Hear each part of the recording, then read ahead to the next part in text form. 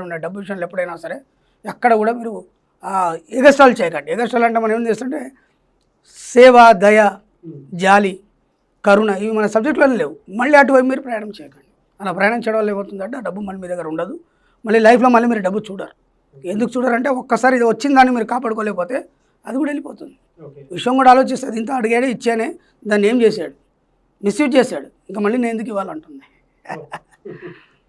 షూర్గా మాట్లాడుతుందండి, విషయం మాట్లాడుతుంది, అన్నీ చూస్తుంది. నేను ఇంత కూడా గతంలో కూడా చెప్పాను, మీరు చేసే ప్రతి తప్పు ఏదైనా సరే కొందరు గమనిస్తారు, పంచభూతాలు గమనిస్తారు, సూర్యచంద్రులు గమనిస్తారు, యముడు గమనిస్తాడు. ఇదంతా మన శాస్త్రంలో ఉంది. 18 మంది పురాణాలు గమనిస్తాయి మీరేం చేస్తున్నారని. మీరు అనుకుంటారు నాకేం తెలియదు కదా, నన్ను ఎవరు చూస్తున్నాడు అనుకుంటారు. ప్రతిదీ అబ్జర్వ్ చేయబడుతుంది. అవన్నీ విశ్వానికి చేర్చబడతాయి. ఆ విశ్వం మిమ్మల్ని ఎప్పుడు అబ్జర్వేషన్లో వస్తుంది. ఎక్కడ ఉంటుంది విశ్వం? మీ పక్కనే ఉంటుంది. అది పక్కన ఉందనుకొని ఏ పని చేస్తున్నా డబ్బు గురించి పక్కన ఉందనుకొని మీరు మొదలు పెట్టండి. మీరు లేదనుకుంటే మాత్రం మీరు లేకుండా పోతారు.